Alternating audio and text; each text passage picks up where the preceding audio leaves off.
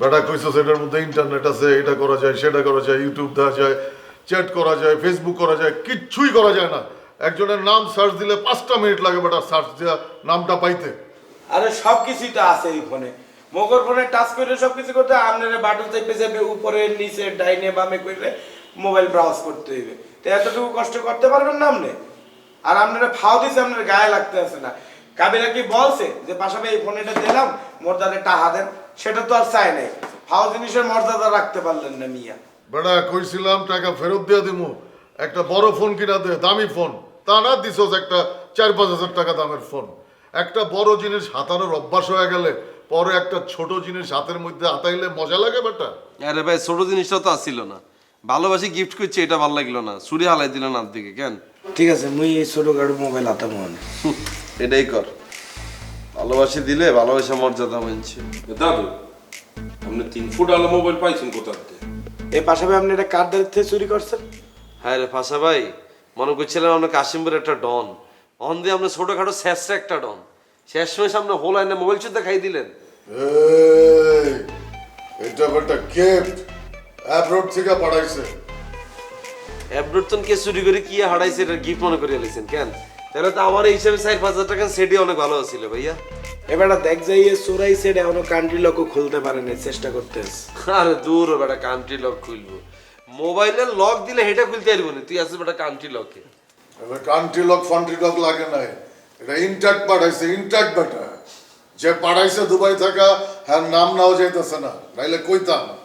নাম থাকলে না তার নাম লইতেন, সাহস থাকলে তো নামটা কর না। হ্যাঁ তারা ফোন দিয়ে জিগে কতুন মারি আপনার সেট এটা দিছে, ফোন দিয়ে জিগে আপনি কতুন সেট এটা খুলছেন ইনট্যাক্ট, কান্ট্রি লক বলে খোলা লাগে না। এরকম আধ্যাত্মিক সেট তো আইয়ার দেই না ভাইয়া জীবনে। ওইটা দেখবি না, দেখার ক্ষমতা নাই, এটা আমার অর্জন। কা আপনি কি এমন করছেন যে আপনার বড় ভাই আপনার এত দামি ফোন পাঠাইয়ে দিয়েছে? গিফট কাউরে কেউ চেহারা দেখে দেয় না, কর্মকাণ্ডে দেয়। আমার কর্মকাণ্ডে খুশি হয়ে এই গিফট আমারে পাঠাইছে আমার বড় ভাই। কি কর্মকাণ্ড করছেন আপনি? এটা তো গজব। দেখি ভাই, আস্তে এটা কি অরিজিনাল না ডুপ্লিকেট ফোন লইয়ে আইছেন? দেখি। এটা তো এটা আমি অরিজিনাল, আমার জিনিসও অরিজিনাল। না না একটু ভেজাল আছে এটা। আচ্ছা ভাইয়া আমি কি কইতাম, আমরা হাতে কিন্তু এই সেট কিন্তু মানাইতেছে না। যে কেউ মনে করবে কি জানেন, আপনি অনেক চুরি করে ফোনটা ব্যবহার করেন। এর থেকে ভালো ভাই ফোনটা যেহেতু ফাও পাইছেন, যত টাকা আপনি বেচবেন তত টাকা কিন্তু আপনার লাভ। যা বল দে, অনেকে দেখে আমার কাছে কি বেচবেন? দে এটা আমার সাথেই মানায় দে। তোরা তো এটা মানাইতেছে না। আর হাতে মানাইতেছে না? আরে ভাই আমি যদি ইউজ করছি তার হাতে মানায় না। আর আগের সেটটা চুরি গেছে বিদায় না, এই সেটটা কিনতে চাইতেছি, মানে এটা কি বেচবেন? না বেশ না। অত বড় দান মাইছে চিন্তা করছিস?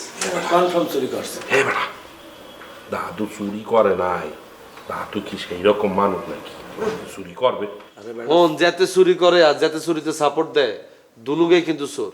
তুই তো আরো বড় চোর, কথা বলিচ্ছা। চোরের সার্গে তুইছে? হ্যাঁ তোরা ভুল বুঝতে আসো বেটা। এই চোরের সার্গে চুপ করে বসে।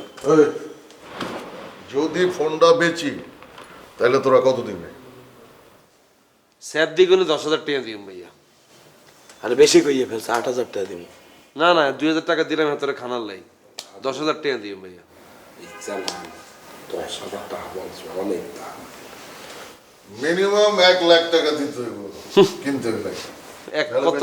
1 লাখ টাকা? 1 লাখ টাকা। আপনি যে সেরেটা চুরি করছেন এটা আপনি প্রমাণ করে দিচ্ছেন। সেরেটার মার্কেট প্রাইস 1 লাখ টাকা না, আপনি গুগলে সার্চ দেন, সার্চে দেন 80-85,000 টাকার বেশি হইবেই না। আপনি তো দামই জানেন না সেটের ভাইয়া, সেট ইউজ করেন আপনি। বেটা এই ফোনটা একজন ডন পাঠাইছে আর একজন ডন রে, দুইটা ডনের ছোঁয়া আছে এই ফোনের ভিতরে।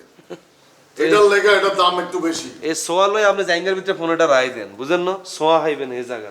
প্যান্টের ভিতরেই থাকে তো, পকেটেই তো থাকে। ডনের সোয়া লইয়ে ঘুরে। দাদু বেচে ফেলেন, 10,000 টাকা কিন্তু অনেক দাম বলছে। এই,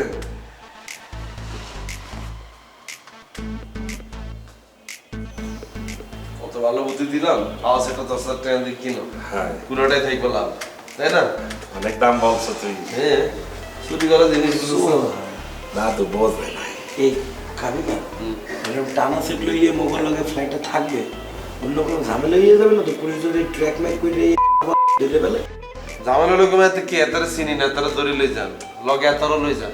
আরে নেবে না, পুলিশ আসবে না। এটা আমি লাই খেলি লাই। পুলিশ আসবে না, কই দিছে বুঝছো? এতই স্যার বড় স্যার, গরম সোদাতে চুরি করে ইচ্ছা খেলা বুঝবি তো দাদুর মতো।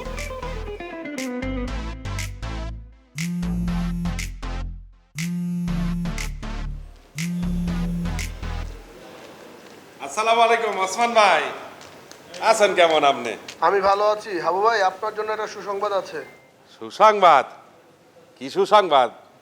হাবু ভাই, আপনার কাতারে যাওয়ার ভিসাটা হয়ে গেছে। কন কি কাতারে যাওয়ার ভিসা হইয়া গেছে? হ্যাঁ হাবু ভাই, আপনি অনেকদিন যাবৎ কষ্ট করছিলেন, ফাইনালি আপনার ভিসাটা আমরা পেয়ে গেছি। ভাইয়া আপনি সত্যি কথা বলতে আছেন তো? হ্যাঁ একদম সত্যি কথা বলতেছি, আপনার প্লেনের টিকিট সহ যা যা লাগে আমি ব্যবস্থা করে দিচ্ছি, আপনি যাওয়ার প্রিপারেশন নেন। কি বললেন? মানে আপনি কাতারে যাওয়ার প্রস্তুতি নেন। ও কাতারে যাওয়ার প্রস্তুতি নেব?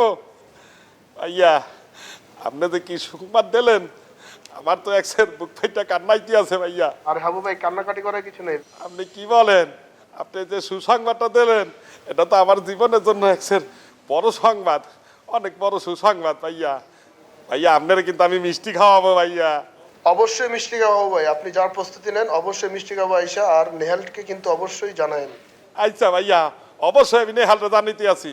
ভাইয়া কত টাকা লাগবে? আরে টাকা পয়সার ব্যাপার নিয়ে কথা বললেন, সমস্যা নাই, আমি আপনার প্লেনের টিকিট টুকিট সব কিছু ব্যবস্থা করি, তারপর বাদ বাকি টাকার কথা আপনাকে জানাচ্ছি। আচ্ছা ভাইয়া। ভাইয়া আল্লাহ আপনার উপরে অনেক রহমত নাজিল করুক ভাইয়া। আপনি আমার কি সংবাদ শুনাইলেন ভাইয়া। ওকে ভাই, আল্লাহ হাফেজ। আচ্ছা ভাইয়া, আল্লাহ হাফেজ, আসসালামু আলাইকুম। ওয়ালাইকুম আসসালাম। একদিন চৈত্র মাসে সেই ডিঙ্গিতে মাছ ধরতে গিয়ে হঠাৎ এলো কালবৈশাখী। রবীন্দ্রনাথের ছোটবেলাতে কোনো উত্তেজনাই আসছিল না, বোরিং, খালি প্রকৃতি, কালবৈশাখী, তুফান, নৌকা, এইগুলো। কিন্তু সেটা অনেক রোমান্টিক ছেলে। কিন্তু ভদ্র আছে, রিয়েলে তাতে কবি হয়েছে, তোর মতো নেই। এই তো ছিল পালকির ভিতর আমার সফর, পালকির বাইরে একদিন আমার ছিল মাস্টারি, রেঙ্গিংগুলো আমার ছাত্র ভয়ে থাকতো, এমনও কোনো মাইয়ার আলো এতে মানে বড় হওয়ার পর তারপর এত ভাবি টাবি কোনো লোকে জড়াই গেছে। কেন তুই খালি এটাই খুঁজতেছ? হ্যাঁ, আরে বাবা, এটা তো ইন্সপিরেশন রে ভাই। রবীন্দ্রনাথ ঠাকুর মতো এত বড় কবি যদি এগুলো করতে পারে, আমরা তো এগুলো তার কাছেও নাই, আমরা করতে গেলে অন্য কিনলে ক। বারান্দায় এক ধারে বুড়ো দর্জি, চোখে আতর, কাচে চশমা, ঝুঁকে পড়ে কাপড় সেলাই করছে, অঙ্ক কষতে মাথা ঝুঁকিয়ে, চোখের স্লেট আর এ কাবিলা, এ শুভ, এ বাড়া কিছে। আরে বাড়া, আর ভালো সংবাদ আছে। আমার তো বিদেশ যাওয়া হইয়া যাইতে আছে, আমার কাতারের ভিসা হইয়া গেছে, কাগজপত্র সব তো হইয়া। ওসমান ভাই আমারে ফোন দিয়েছিলে, আমি বিদেশ চলে যাইতে আছি। কেমনে কি? হাই বাড়া, আসলে হাই হাই, ওসমান ভাই ফোন দিয়েছিলে, ফোন দিয়ে বলছে তুমি কাতার যাওয়ার জন্য প্রস্তুতি নাও। ওসমান মানে কি ওই যে নেহালের হইলো? হাই, সে আমারে কতক্ষণ আগে ফোন দিয়েছিলে, ফোন দিয়ে বলছে হাবু ভাই তোমার তো কাগজপত্র হইয়া গেছে, তোমার কাতার যাওয়ার ভিসা হইয়া গেছে, মুই তো বিদেশ চলে যাবো। মোস্ট ওয়েলকাম হাবু ভাই, কংগ্রাচুলেশন। কি বললাম? আরে তোমারে কংগ্রেচুলেশন জানাই, শুভেচ্ছা জানাইছে, তুমি বিদেশ যাইতেছো না, হ্যাঁ। ইয়াল্লাই তোমার অভিনন্দন বলছে। ও দাদু কোথায়? এ দাদু, দাদু কোথায় আপনি? চিল্লাইতেছিস কে? দাদু আমি তো কাতার চলে যাইতে আছি, আমার ভিসা হইয়া গেছে। আপনার ভাই কাতার চলে যাইতেছে, কপাল খুললে গেছে। কপাল না করছে আমার মারা খাওয়ার লেগে। এ দাদু আপনি অলক্ষণে কথা বলবেন না তো, আজে বাজে কথা বলবেন না। আমি বিদেশ চলে যাইতেছি, আপনি আমার জন্য দোয়া করবেন, আর আপনি আমার কি সব বাজে কথা বলতেছে। আচ্ছা ভাই, আপনি সবকিছু নেগেটিভলি কিনলে চান, বলেন তো।